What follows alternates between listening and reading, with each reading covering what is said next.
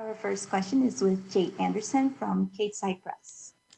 Thanks very much, and welcome back, Maurice. A couple of questions for me. First of all, when you get the call for this matchup and you hear John Vellante as the opponent, who's not known as a heavyweight in the UFC, has been outside of it, what was your reaction? Doesn't really matter to me. John Vellante played football with my brother in college at Hofstra, so he was probably a much bigger individual prior to. He can perform at a bigger size because he has for probably a lot of his career at linebacker. So I mean, it doesn't matter if it's a light heavyweight coming up. Obviously, he feels like he can be here and he can make a difference. So that's neither here nor there. I just don't like to say no. Let's put it that way. Fair enough. Did your cousin have any stories about him? Do you know him well, or? It's my brother. It's my brother. Your It's brother. my big brother. Yeah. He did, but this is a whole nother game. So Jean Vellante is a cool dude.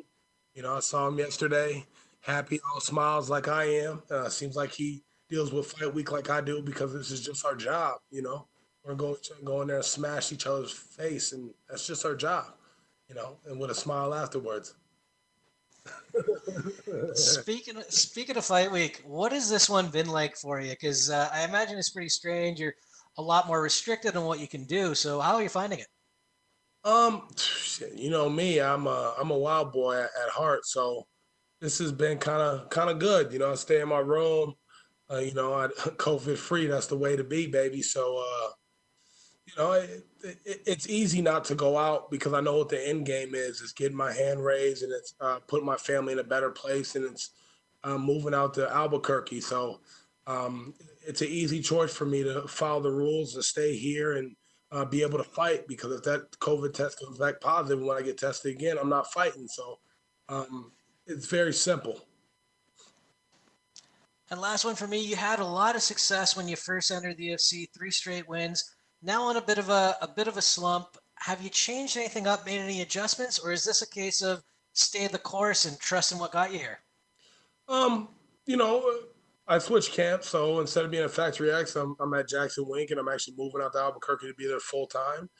Um, no, it's just staying the course. I'm learning on the biggest stage to learn on. I don't have a lot of experience. I didn't grow up in combat sports experience. I started later in my career after I lost 100 pounds, and I kind of just jumped into the sport. So, I made it to the UFC very early, and I'm learning on the biggest stage, especially with Alexio Olenek, right? That was my fight to lose, okay? And I lost the fight. Why? Because I made a bunch of mental errors because I was having too much fun. I enjoy this. I love it. Like, that's the freest time of my life. But sometimes you just got to stay in the game. And with those veterans, you make a couple of mental errors, and guess what? That'll cost you a fight, and it did. So I learned the hard way. All right. Well, I wish you the best of luck this weekend. Looking forward to it. Thank you. Who's next? Our next question is from Mike Heck. Mike, you have been unmuted. How's it going, Maurice? How you doing, big homie? I'm doing great, man. You mentioned the Alexio Olenek fight, and it didn't go your way. You said you made some mental errors, but I think in a way, a lot of people were impressed with your ability to scramble and get out of tough situations. Were you able to take any silver lining out of that fight at all? A lot. I know why I missed some of the head kicks. I was trying to take his head off. I was trying to highlight reel his ass, and sometimes it's like watching Justin Gaethje, Tony Ferguson, right? Gaethje had to stay composed in those moments of craziness where he could have finished that fight, and he did that.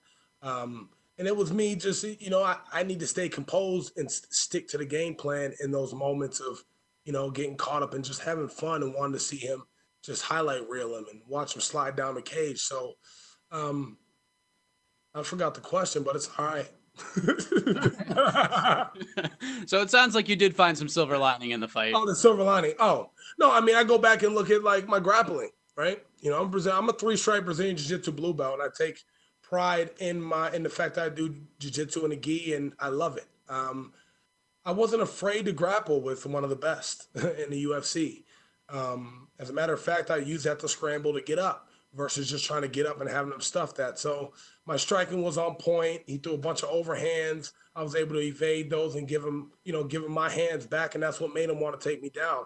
You look at him going to Fabricio, he used his hands, right? He wasn't able to bully me like that. So, but ultimately, he was a better man that night. He won, and my hat's off to Alexi, and I wish him all the best and success on this run he's making. So. I'm sorry if this is a redundant question. I know you've done a lot of media and you've probably been asked this before, but I haven't asked you yet. So why the move to Jackson Wink? What inspired that? I was at Factory X, and it was just not a good fit for me. It was just not a good fit. They got a great program. Mark Montoya is a world-class coach.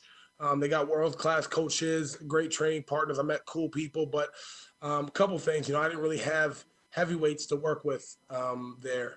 And we just had a difference of opinion. So, when I took this fight, we decided I was going to stay home for this camp. And when Brock Larson, he left and he went to go work with Rocco because Rocco just fought Neil. I was like, shit, what am I going to do? I can't stay in Minnesota. Like, I could have done it myself, but sometimes you can't push yourself as hard as a coach or your training partners or somebody else is going to push you. So the wife wanted to get out of Minnesota and clear our head. We had a lot of family issues. And, Juan Adams made it possible, talked to Coach Wink, and we drove 24 hours straight with my kids and went there, and they accepted me with open arms and my whole family. And that week and a half I planned on staying there. I ended up staying there all the way up until literally the day before I flew out here. And, we're moving out there when I get back. So that's another reason why there's no going out and enjoying the strip that's kind of open because, I need to move my family so I can be a world champion. And Jackson Wink is a place that's going to make me that world champion. It's full of killers. So we got, 5-6 heavyweights. You got some light heavyweights, and then you got the GOAT, the greatest of all time. So, and then you got two legendary coaches in the game. So how can you lose if you just follow the course and listen to the guidance from all those, great MMA minds. So what sort of changed in I wouldn't say like your overall style or anything, because it's hard to change everything in one short training camp, but what's changed in you? What have you learned at Jackson Wink that maybe you didn't learn at Factory X or anywhere else that's put you in this mindset to move there full time now? I learned a lot of things at Factory X, actually. I took a lot of valuable lessons from Factory X. I became a better person outside of the cage, a better man. I started, he had us reading books, but what would have changed? I guess you're going to have to wait to see Saturday night what would have changed. And then the last thing for me, it was sort of mentioned from the first gentleman, you're coming in on back-to-back losses. This is a huge fight for you, going in for new camp and all that stuff. You've said many times, you want to be a world champion. You want to put yourself in position to take care of your family. Do you feel like your back's against the wall here, that this is a must-win fight for you? It's always a must-win fight. Your back's always against the wall. So I'm on a 2-fight skid. I'm still going to go out there and do my thing, win, lose, or draw. You're going to get the best crochet boss you've seen. And as you guys see my fights, you see I'm getting better and better and better and better. So, my thing is getting 1% better every day. We may get 50% better Saturday night, though.